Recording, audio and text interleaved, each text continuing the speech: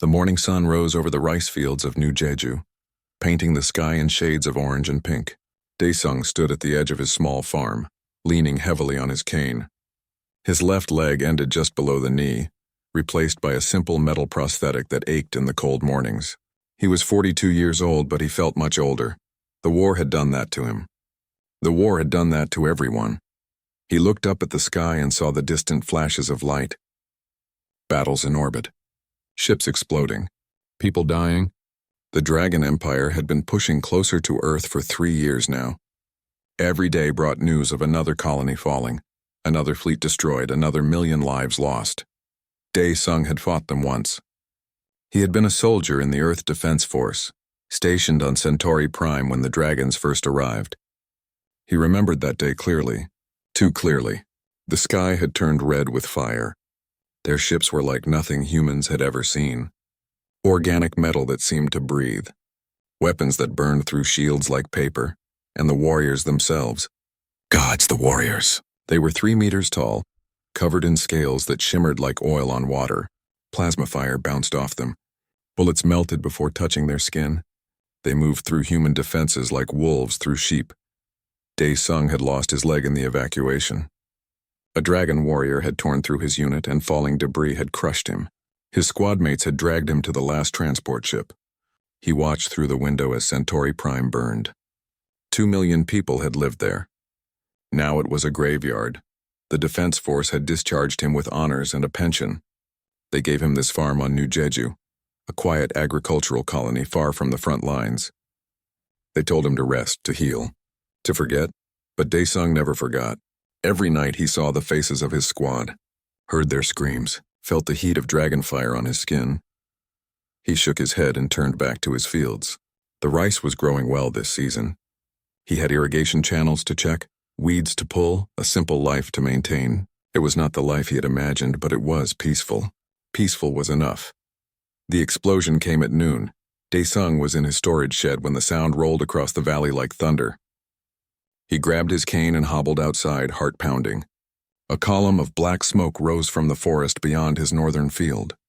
Something had crashed there. His first instinct was to run inside, lock the doors, hide, but curiosity pulled at him. Military training died hard. He grabbed his old field scanner from the shed and made his way across the rice paddies. The walk took 20 minutes. His prosthetic leg sank into the soft earth with each step, and sweat poured down his face despite the cool air. When he reached the tree line, he saw the crash site. A dragon landing craft lay half buried in the ground, its hull torn open. Fires burned along its side. The organic metal was a sickly gray color like diseased flesh. Daesung's hands trembled as he approached. Then he saw the bodies. 3 dragon warriors lay scattered around the craft, their massive forms crumpled and broken. Their scales were cracked, leaking a thick blue fluid that might have been blood. Daesung had never seen a dead dragon before. In battle, they either won or retreated. They never fell. Movement caught his eye. A 4th dragon lay near the craft's entrance, still alive. His scales were darker than the others, almost black with streaks of deep red. One of his arms was twisted at an unnatural angle. His breathing was labored, each breath a painful wheeze. Daesung should have run, should have called the Defense Force, should have done anything except what he did next. He walked closer. The dragon's eyes snapped open.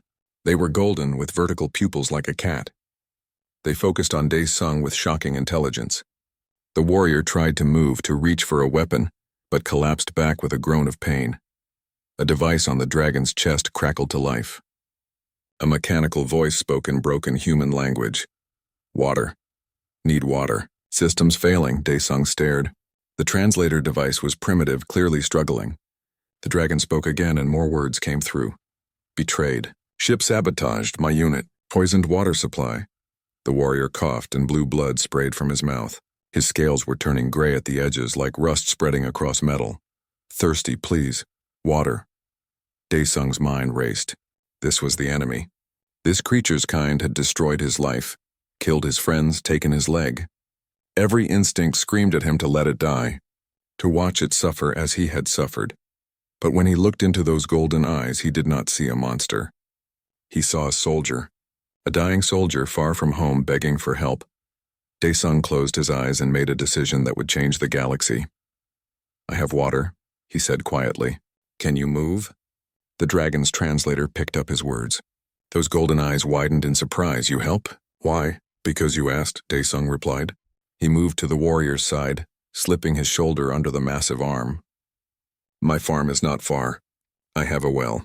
Clean water, come. The dragon was incredibly heavy. Each step was agony for Daesung's leg. His prosthetic screamed in protest and his back felt like it would snap. But he kept moving, dragging the warrior away from the crash site, through the forest across his rice fields. It took an hour. By the time they reached his farmhouse, Daesung could barely stand. He lowered the dragon beside his well and drew up a bucket of cold, clear water. The warrior drank like a man dying of thirst in a desert. He drank 3 buckets before finally stopping, gasping for air. Color began to return to his scales. The gray edges receded. His breathing steadied. You saved my life, the translator crackled. Human saved dragon life. This makes no sense. We are at war. Daesung sat down heavily, his leg throbbing. War does not mean we stop being people, he said. I was a soldier. I know what it means to be thirsty, to be hurt, to be far from home. I know what it means to need help. The dragon stared at him for a long moment. Then he did something Daesung never expected. He bowed his massive head. I am Velmath, commander of the 7th Sky Wing. You have shown mercy when none was deserved. I am in your debt. I am Daesung, just a farmer now, and you owe me nothing. Velmath looked at the farmhouse, at the fields, at the simple life spread before him. My unit believed humans were monsters, that you poisoned our worlds, killed our children. We were told we fought for survival. And now? Daesung asked. Now I wonder if we were told the truth. In the distance, more ships streaked across the sky. The war continued. But in that small farm, beside that simple well, something shifted. 2 soldiers, 2 enemies shared water and wondered if perhaps they had been fighting the wrong battle all along. 3 days passed, and Velmath remained at the farm. His injuries were healing slowly, the broken arm straightening as his body's natural regeneration worked. Daesung watched in amazement as cracks in the dragon's scales sealed themselves, as bruises faded from blue to purple to nothing. Your kind heals fast, Daesung said, bringing another bucket of water. Not fast enough, Velmath replied through his translator. My unit will search for me. When they find me here with you, it will be complicated. Will they hurt you for accepting help from a human? Velmath was quiet for a moment. They will think I have been compromised, that you have poisoned my mind as your kind poisoned our waters. Daesung sat down on the porch steps. I have never poisoned anything. I grow rice. I tend my fields. I try to live quietly. I believe you, Velmath said. But my people were shown evidence. Images of human ships dumping toxins into our colony worlds. Reports of our young dying from contaminated water. The evidence was clear. What if the evidence was false? The dragon's golden eyes fixed on Daesung. Why would anyone create false evidence for war? Many reasons. Resources, power, control. War makes some people very rich and very powerful.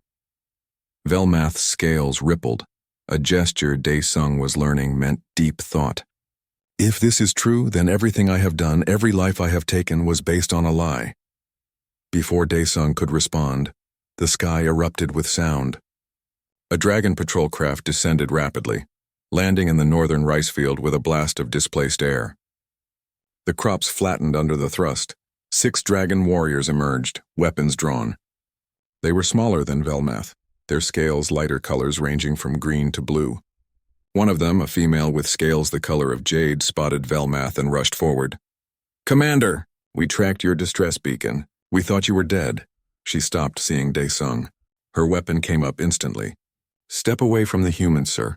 He is holding you hostage. Stand down, Hyorim, Velmath said firmly.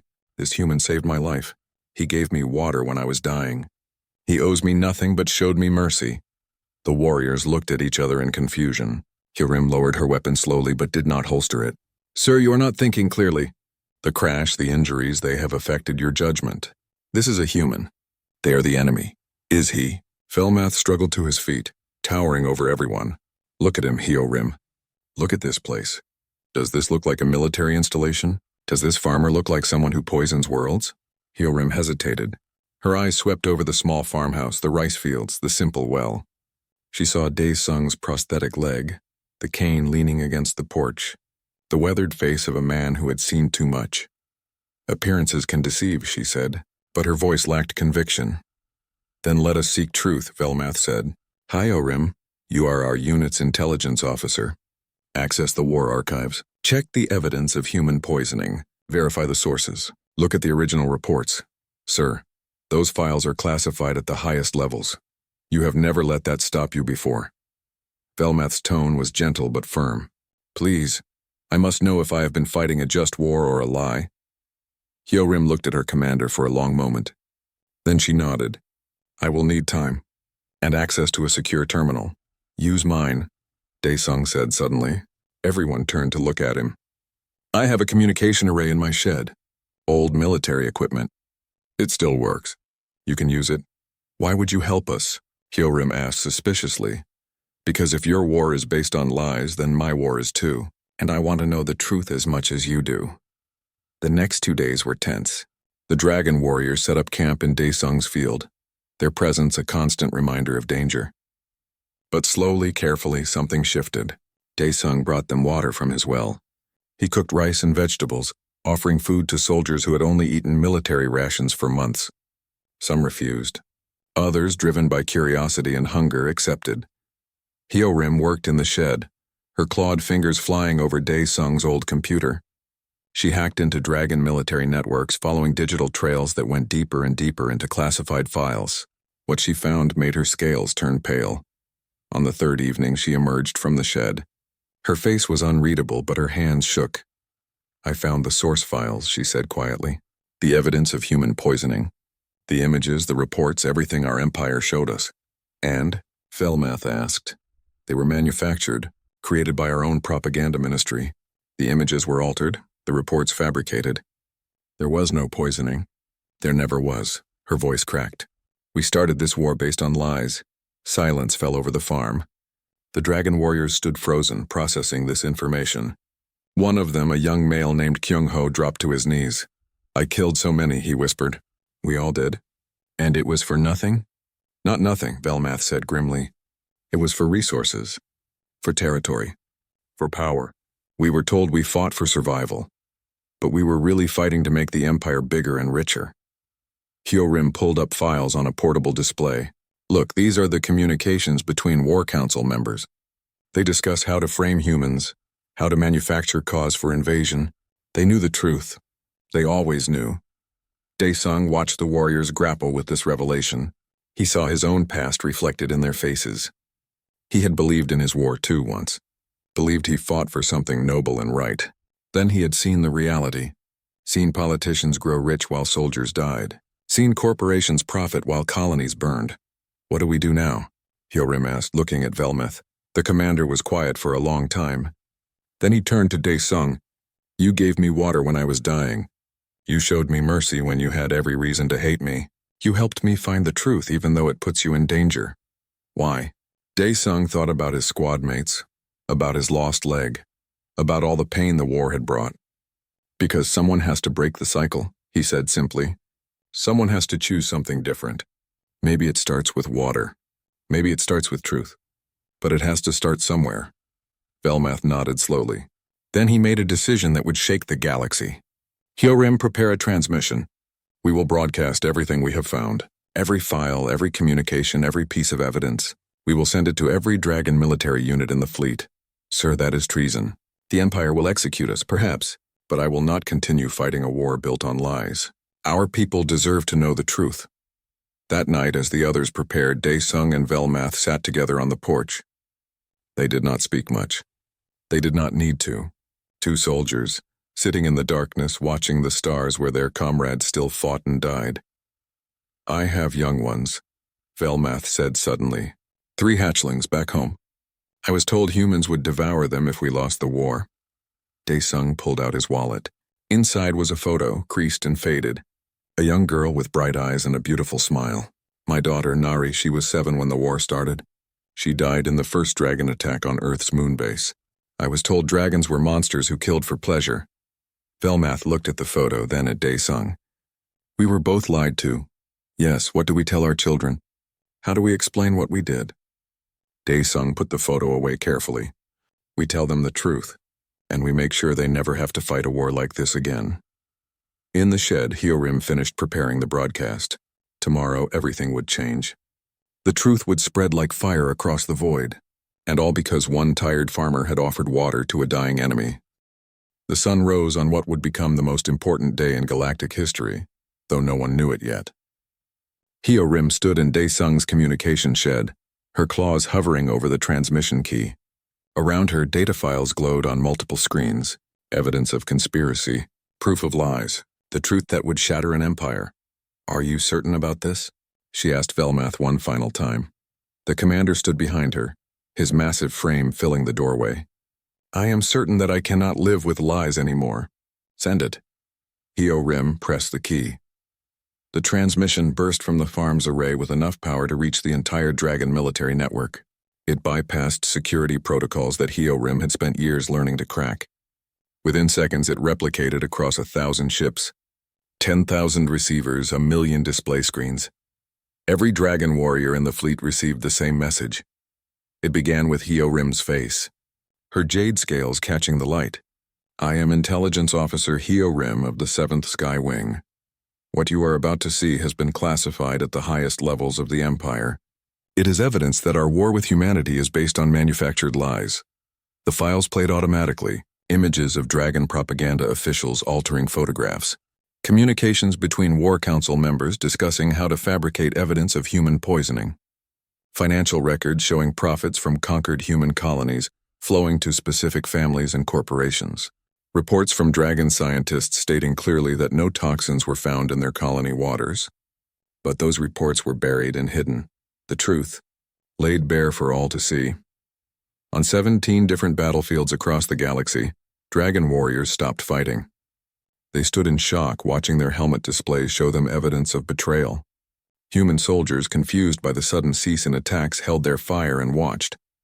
Aboard the Dragon flagship Eternal Flame, Admiral Sung Ho stared at his screen in horror. "Shut it down. Block the transmission." "Sir, it's already replicated across the entire network," his communications officer replied. "Every ship has received it. Every soldier has seen it. Then destroy the source. Find where this came from and eliminate it." Back on New Jeju, Daesung watched the broadcast with the Dragon warriors. His old soldier instincts were screaming warnings. "They will come for us now. Your military command will want to silence this." "Let them come," Velmath said. "The truth is out there now. They cannot put it back," but Daesung knew better. Truth alone was not enough. Power would fight to protect itself. He had seen it before in human wars. The powerful did not surrender just because they were exposed. His old military communicator chirped. He had not heard that sound in years. With shaking hands, he answered, "This is Captain Jiwon of the EDF frigate Steadfast. Am I speaking to former Sergeant Daesung?" "Yes, Captain." "Sergeant, we have detected a Dragon presence at your location. What is your situation?" Daesung looked at Velmath and the others. They were not enemies anymore. Not to him. "It's complicated, Captain. We have orders to eliminate any Dragon forces on New Jeju. I need you to evacuate immediately." "Captain, wait. Have you seen the Dragon broadcast? The evidence of their war being based on lies?" There was silence on the line. "Then yes, we've seen it. Intelligence is analyzing it now. But orders are orders, Sergeant. Captain, the Dragons here saved me. They broadcast the truth. If you attack them, you're just continuing the lie." Another voice cut in on the line. "This is Intelligence Officer Taemin." "Captain Jiwon, I am overriding your attack order. Stand by." "Sir, that's not protocol."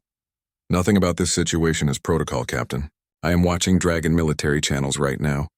Their entire fleet is in chaos. Units are refusing orders. Commanders are demanding answers from the War Council. This broadcast is causing their military to fracture. If we attack now, we risk uniting them again against us." Daesung spoke up. "Officer Taemin, this is Daesung. What do you need from us?" "Keep broadcasting. Keep showing the truth. I am coordinating with other human fleets. We need to give Dragon warriors who want peace a chance to stand down without being fired upon." "Can you do that?" Velmath stepped forward.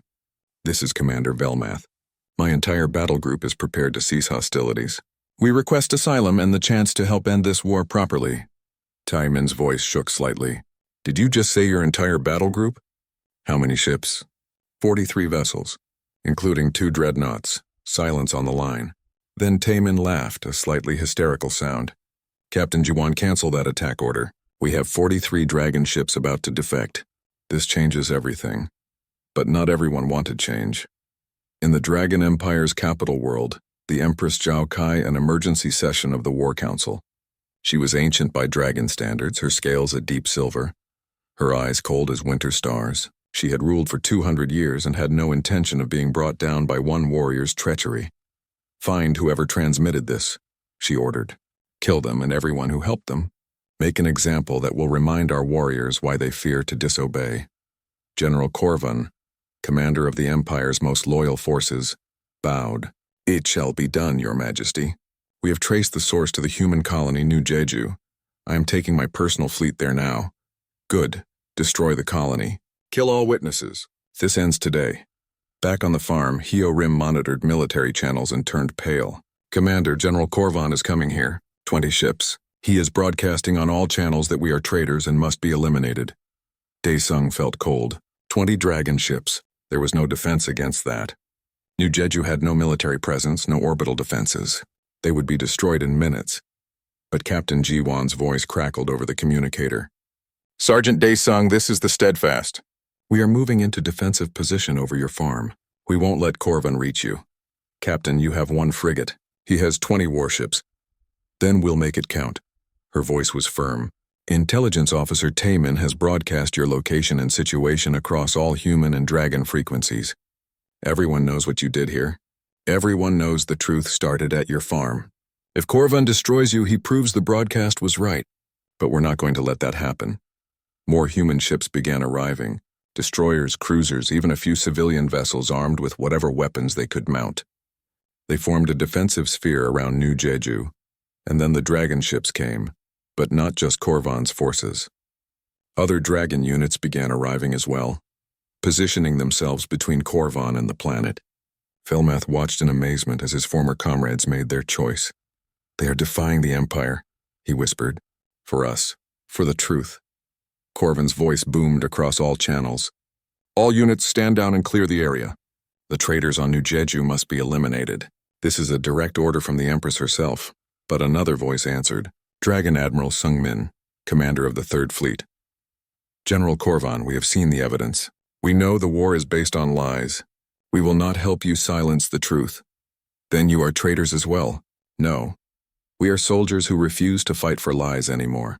The space around New Jeju became crowded with ships, human vessels mixed with dragon ones, ancient enemies standing together to protect a small farm where one act of kindness had started a revolution. On the farm itself, Daesung watched the sky. Somewhere up there, an entire fleet was deciding the fate of the galaxy, and it all came down to whether people believed in truth or power. Hyo Rim continued broadcasting. She showed footage of Daesung giving water to Velmath.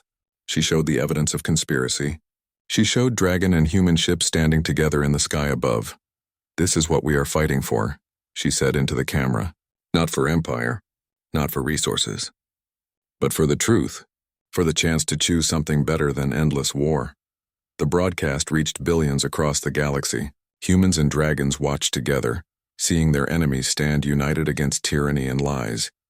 And in the Imperial Palace, the Empress watched as her empire began to crumble. Unit after unit declared for the truth. Commanders refused orders. Soldiers demanded accountability. She made one final broadcast, her voice shaking with age and rage. So be it. If my people choose to believe the lies of traitors, then let them face the consequences. I hereby order all loyal forces to destroy the rebels. Dragon will fight dragon until this sedition is crushed. But Korvan's fleet was alone. Only his ships remained loyal. And as he prepared to attack New Jeju, his own crew rose up against him. They had families. They had seen the truth. They would not destroy those who sought only to end the lies. The general was dragged from his command chair, screaming about honor and loyalty. His weapons officer took control and broadcast a simple message. The loyalist fleet stands down. We will not fire on our own people. The war is over. The message that the loyalist fleet stood down spread across the galaxy like wildfire. For a brief moment, Daesung allowed himself to hope that the war might truly end without more bloodshed. He should have known better. General Korvan had spent his entire life serving the Empire. When his own crew mutinied, he did not accept defeat. He escaped in a small combat shuttle with 20 loyal soldiers, the most fanatical warriors who still believed in the old ways. They descended toward New Jeju like falling stars, burning with rage and purpose. They are coming, Hyorim said, monitoring her sensors. Korvan and his personal guard. They will land in approximately 3 minutes. Velmath stood, testing his healed arm. Then we defend this place. This is where the truth began. We will not let him destroy it. Daesung limped to his storage shed and pulled out his old military rifle. He had not held it in years. His hands remembered the weight, the balance. Muscle memory returned despite the time. You should evacuate, Velmath said. This is our fight, not yours. This farm is my home, Daesung replied calmly. And you are my guests. I will defend both. 6 dragon warriors stood with Velmath. Hyorim checked her weapon. Kyung-ho positioned himself near the communication shed, ready to protect the equipment. The others spread out around the farmhouse, taking defensive positions behind rice paddy walls and storage buildings. In orbit, Captain Ji-won watched helplessly. I cannot get a clear shot. If I fire, I might hit the farm itself. Taemin's voice was tense. Keep broadcasting everything. The galaxy needs to see what happens here. Korvan's shuttle landed hard in the northern field, crushing rice stalks under its weight. The general emerged first, his scales black as night, covered in battle scars from 100 campaigns. His warriors followed, each one heavily armed and armored. Velmath, Korvan's voice boomed across the farm. You have betrayed everything we are. Come out and face justice! Velmath stepped forward. The only betrayal was the Empire's lies, General. We were tricked into fighting an unjust war. I will not be silent about that. Unjust? Korvan laughed bitterly. We are dragons. We take what we want. We conquer because we are strong. That is our nature. These lies about poisoned water were just convenient. The Empire gave our people a noble reason to do what we would have done anyway. The words hit like a physical blow. Hyorim's scales turned pale. You knew? The War Council knew they were lies from the beginning? Of course we knew. Korvan roared. We needed to expand. We needed resources. The humans had both. So we created a reason for war that our people could accept. And it worked beautifully until you fools decided that truth mattered more than victory. Daesung had heard speeches like this before. From human generals, from corporate executives, from politicians who sent young people to die while they profited. The words changed, but the poison was always the same. Truth always matters more than victory, he said quietly. Because victory built on lies will always crumble. Korvan turned his golden eyes toward the small human. And what would you know about it, cripple? You lost your war. You lost your leg. You lost everything. Yet you stand there speaking of truth like it means something? It means everything, Daesung replied. It means I can look at myself in the mirror. Can you? The general snarled and raised his weapon. Enough talk. Kill them all. The battle erupted with shocking violence. Korvan's warriors charged forward, weapons blazing. Plasma fire streaked across the farm, igniting rice stalks and burning holes through the farmhouse walls. Velmath's smaller group returned fire, but they were outnumbered and outgunned. Daesung took position behind his well, using the stone structure as cover. His old rifle cracked steadily, each shot carefully aimed. He could not penetrate dragon scales directly, but he had learned their weak points during the war. The joints where scales met, the eyes, the throat. One of Korvan's warriors fell, clutching his neck where Daesung's bullet had found a gap in the armor. The others roared in fury and turned their weapons toward the farmhouse. Protect the human, Velmath commanded, and his warriors moved to shield Daesung with their own bodies. Hyorim fought with desperate skill, her weapon picking off targets with precision. But Korvan's guard were elite soldiers trained in close combat. They pressed forward relentlessly, forcing Velmath's group back toward the farmhouse. In orbit, Captain Ji-won made a decision. Taemin, I am going down there. Captain, your orders are to maintain orbital position. My orders can go to hell. There are people down there fighting for something that matters. I'm not going to watch them die from up here. The frigate Steadfast began its descent, but it would take precious minutes to reach the surface. Minutes they might not have. On the farm, Kyung-ho went down hard, a plasma bolt burning through his shoulder. He crawled toward the communication shed, still trying to protect the broadcast equipment. Another warrior, a female named Bora, took a hit to the leg and collapsed. Korvan stalked forward, walking through weapon fire like it was rain. His personal shields were military grade, far better than anything his opponents had. He reached Velmath and swung a massive fist, connecting with the commander's jaw and sending him sprawling. "You were my finest student," Corvin said sadly. "I trained you myself, taught you everything, and you throw it away for what? For a human farmer?" Velmath spit blue blood and struggled to his feet. "He showed me what you never could. That mercy is not weakness. That honor means more than victory. Then die with your honor." Corvin raised his weapon for the killing shot. A rifle cracked. The general's weapon exploded in his hand as Daesung's bullet struck it perfectly. Corvin roared in pain and rage, turning toward the human. "You!" He charged toward the well, moving with frightening speed. Daesung fired again, but the bullet bounced off scales. He fired again, nothing. The general was too well protected. Daesung tried to move, but his prosthetic leg caught on a stone. He fell, his rifle skittering away. Corvin loomed over him, raising a clawed foot to crush the human's skull. Then Hyorim was there, throwing herself between them. She took the general's strike meant for Daesung, and her scales cracked under the impact. She crashed into the well, crumbling it, water spilling out across the ground. "No!" Velmath roared, finding new strength. He charged Corvin, and the two massive dragons collided like falling mountains. They grappled in the mud and water, scales scraping, claws tearing. Corvin was larger, more experienced, but Velmath fought with purpose beyond simple survival. He fought for the truth, for the future, for a galaxy that could be better than this. Around them, the battle intensified. Captain Jiwan's frigate finally reached the surface, and human marines poured out, joining the fight. More dragon units landed as well, those who had chosen truth over empire. But Corvin's remaining warriors fought with fanatic devotion. They knew they had lost the war, lost their cause, but they would take as many enemies as possible with them. Daesung crawled to Hyorim, who lay gasping beside the broken well. Water soaked into the ground around them, mixing with blue dragon blood. "Why?" he asked. "Why did you save me?" Hyorim's translator crackled weakly. "Because you showed us mercy. Because you gave us water when we were dying. Because someone has to choose something different." She coughed. "You said that. Remember?" Daesung held her clawed hand. Around them the battle raged. Velmath and Corvin continued their brutal fight. Human and dragon soldiers fired on the fanatics. The farm that had been peaceful just days ago was now soaked in blood and fire. But something was changing. The fighting was spreading beyond just the farm. Across New Jeju, across the colony, dragon units were turning on each other.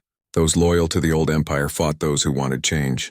And everywhere humans had to choose whether to take advantage of the dragon civil war or help those who sought peace. Taemin's voice crackled over communicators across the colony. "All human units, hold fire on dragons broadcasting surrender codes. I repeat, hold fire on those surrendering. Help them if you can. This is bigger than revenge. This is our chance for real peace." And slowly, carefully it happened. Human soldiers lowered weapons. They helped wounded dragons who had chosen truth. They fought alongside those who had been enemies just hours before. In the mud of Daesung's farm, Velmath finally pinned Corvin. The general was bleeding from a dozen wounds, his strength failing. "Kill me," Corvin gasped. "At least grant me that honor." Velmath looked at the general who had trained him, who had made him into a warrior. Then he looked at Daesung, at Hyorim, at the humans and dragons fighting together around the farm. "No," he said quietly. "You will live. You will stand trial. You will face the consequences of your lies. That is true honor." Corvin's eyes widened in horror. For a warrior like him, living in defeat was worse than death. He struggled, but his strength was gone. The battle ended as the sun set. 17 had died defending the farm. 32 of Corvin's fanatics were dead or captured. The rice fields were destroyed, the farmhouse damaged, the well broken, but the broadcast continued. And the truth kept spreading. 3 months after the battle, Daesung stood in his rebuilt rice field and watched children play. Some were human. Some were young dragons, their scales bright and unmarked by war. They chased each other through the irrigation channels, laughing in a universal language that needed no translation. The well had been rebuilt, larger and stronger than before. A monument now stood beside it, listing the names of those who had died defending the farm.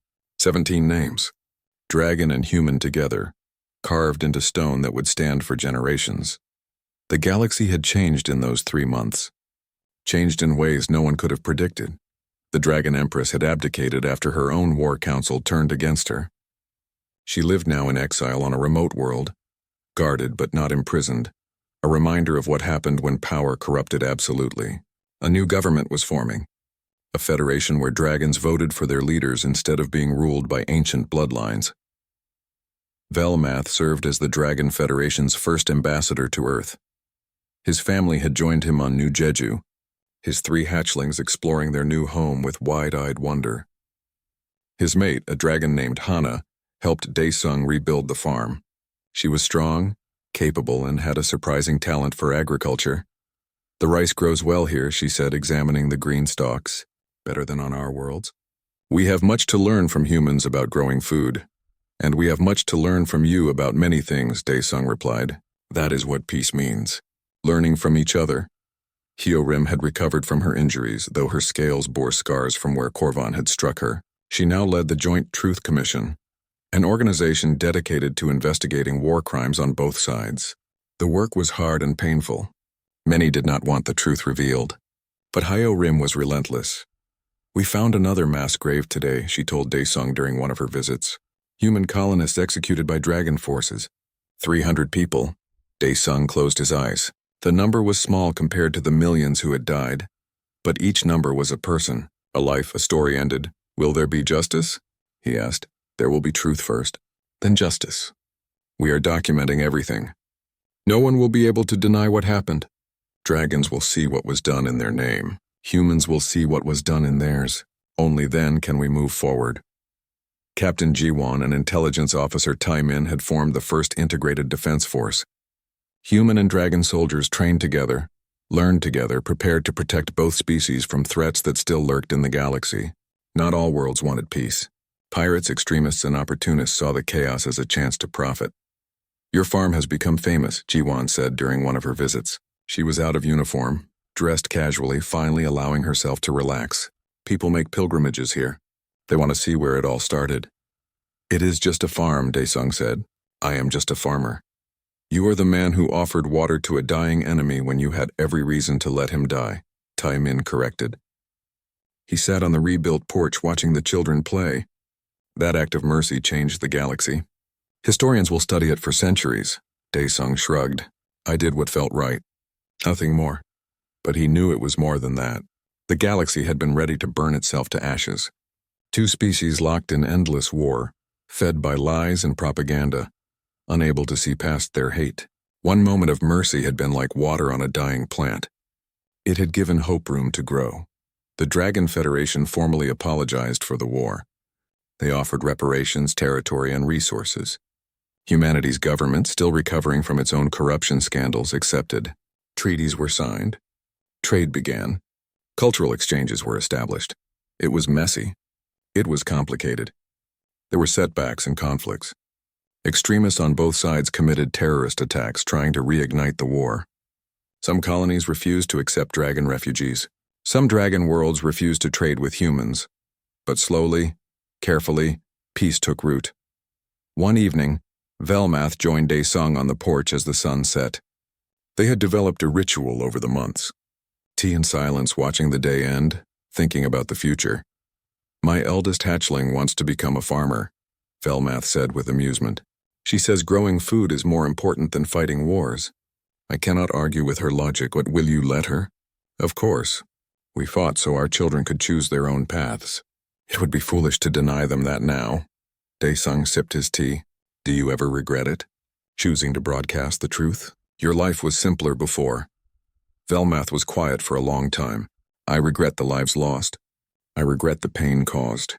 But I do not regret the choice. Living with lies would have killed me slower than any weapon. At least this way my hatchlings will grow up knowing their father stood for something true." A transport ship descended in the distance, landing at the small spaceport that had been built near the farm.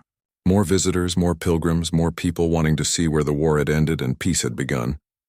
Among the passengers was a young human woman. She was 19 with bright eyes and a determined expression. She carried a backpack and a small potted plant. When she saw Daesung, she stopped staring. "Are you him?" she asked. "Are you the veteran who gave water to the dragon commander?" "I am Daesung, just a farmer." The woman's eyes filled with tears. My name is Soon-hee. My parents died in the war. The first attacks on Earth's moon base. I grew up thinking dragons were monsters who killed for fun. I wanted revenge more than anything. She held out the potted plant. Then I saw your broadcast. I saw you give water to your enemy. I saw dragons and humans fighting together to protect your farm. And I realized that revenge would just make me like the people who started the war in the first place. She planted the small tree near the well, patting the soil carefully. This is a peace tree, a tradition from Earth I wanted to grow here where everything changed. Dae-sung watched her work, his eyes damp. What will you do now? I am enrolled in the new Integration Academy. I am going to learn dragon language and culture. I want to help build the peace. Because if an old soldier with a missing leg can change the galaxy by being kind, then maybe I can help keep it changed. Soon-hee was not alone. Over the following weeks, more young people arrived. Humans and dragons both, coming to volunteer to learn to be part of something bigger than themselves. They helped rebuild the farm. They planted more trees. They studied together, talked together, built friendships that would have been impossible just months before. Dae-sung's farm became an academy itself. Not a formal one, but a place where people learned what peace really meant. It meant hard work. It meant forgiveness without forgetting. It meant choosing to see people instead of enemies. On the 1-year anniversary of the day Dae-sung had offered water to Velmath, a massive celebration was held on New Jeju. Leaders from both species attended. Ships filled the sky. The farm was crowded with thousands of people, all there to remember how the war had ended. But Dae-sung slipped away from the crowds. He walked to the well where it had all begun and sat down on the stone edge. His prosthetic leg ached. His back hurt. He was tired in a way that sleep could not fix. Velmath found him there. The dragons sat beside him, their old ritual of shared silence. "Are you well, my friend?" Velmath asked. "I am thinking about all those who did not live to see this day," Dae-sung replied. "My daughter, your fallen warriors, the millions who died in the war. They should be here." "They are here," Velmath said gently. "Every time we choose peace over war, they are here. Every time we offer water to someone who thirsts, they are here. We carry them forward." Dae-sung pulled out his wallet and looked at Nari's photo. His daughter smiled back at him, forever 7 years old, forever bright and hopeful. He had failed to protect her from the war, but maybe, just maybe, he had helped prevent another generation from experiencing what she had. "Do you think it will last?" he asked. "The peace.